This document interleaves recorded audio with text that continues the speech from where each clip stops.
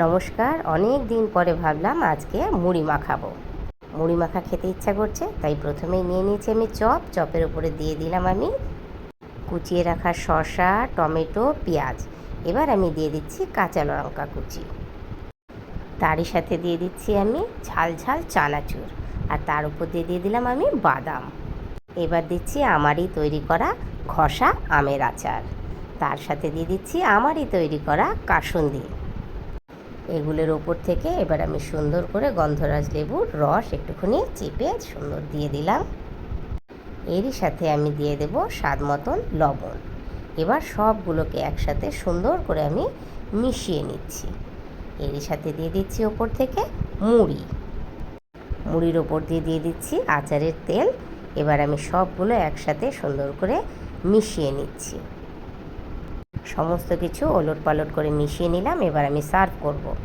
সব কিছু দিয়ে মাখানো মুড়িটা একটা প্লেটে আমি সার্ভ করে দিলাম, আর উপর থেকে দিয়ে দিলাম একটা আলুর চপ।